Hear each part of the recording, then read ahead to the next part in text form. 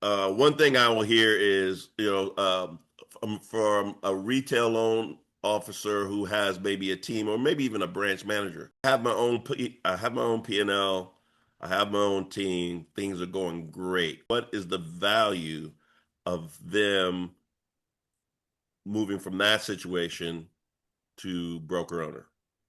Yeah, I think for most people who have their own thing, things are going great. It's going great for how long?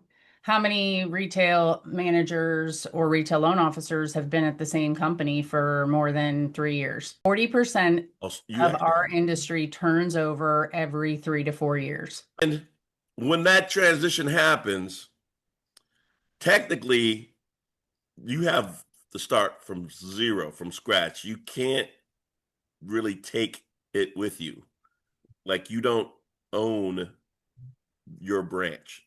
No, and if you've built multiple branches, you're saying goodbye to them unless you can talk them into coming with you. And, I think that's a big mistake that people make that are in because, I've worked for someone who's a broker. I went to a retail company.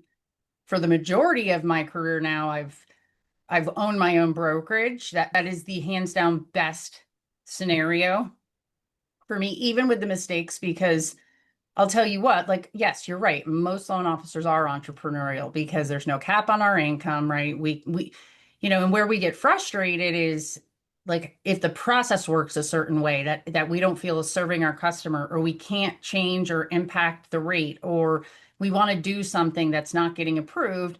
Well, I'll tell you what, I've never been frustrated with things like that when I owned. The wheel, right? Like creating the thing is where the frustration came in and not knowing how to do it, but not like I never got frustrated because I would rather make a bad decision that was my decision than be forced into a decision or be excluded from something or not be able to be who I am and grow my business the way that I wanted to. Right. So you touched on a key point.